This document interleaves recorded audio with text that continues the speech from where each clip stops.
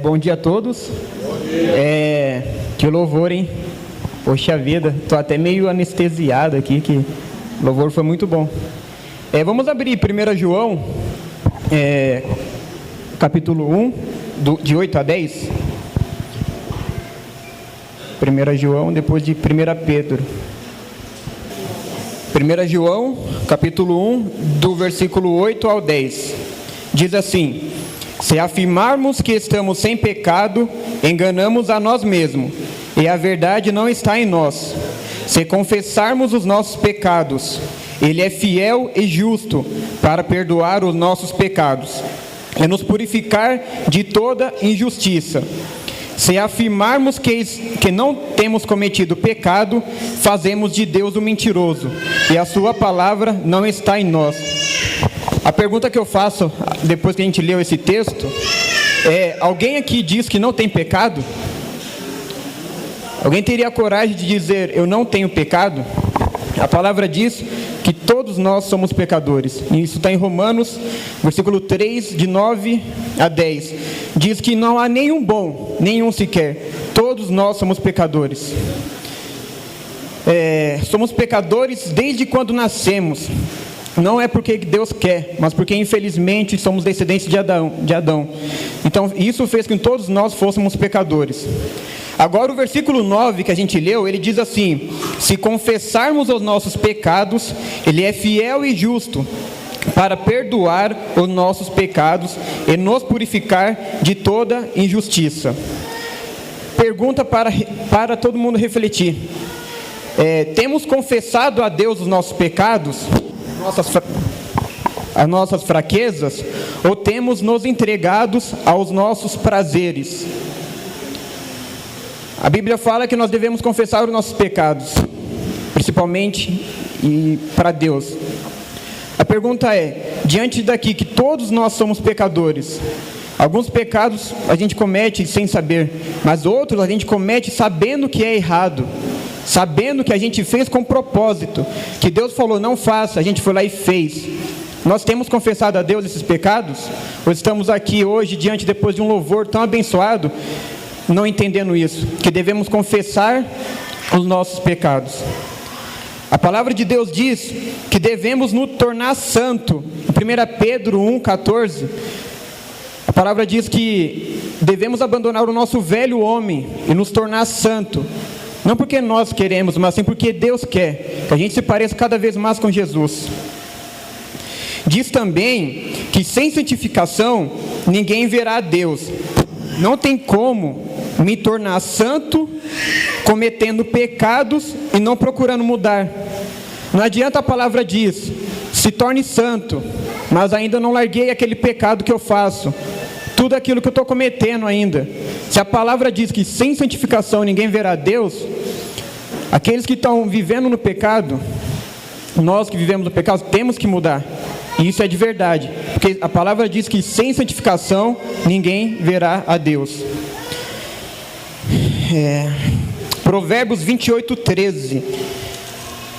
O que encobre as suas transgressões nunca prosperará, mas o que confessa e deixa alcançará misericórdia.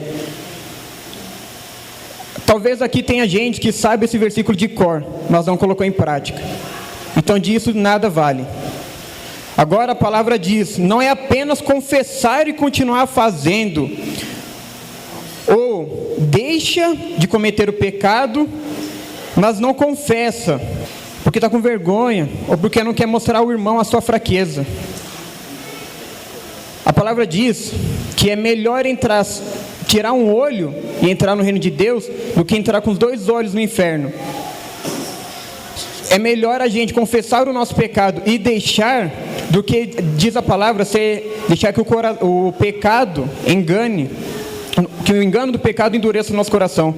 E daí, nós nos afastaremos cada vez mais do Senhor Jesus.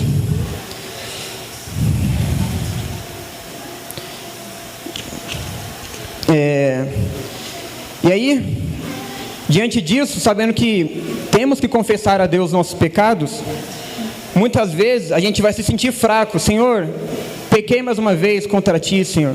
Senhor, mais uma vez eu cometi esse erro que o Senhor não falou para eu fazer e eu fui e fiz. E aí, o diabo vem como acusador e fala assim: você não presta. Está vendo aí? Você mais uma vez cometeu isso que não devia. Você é ruim, você não vai para o céu. Diante dessa situação, 1 João 1,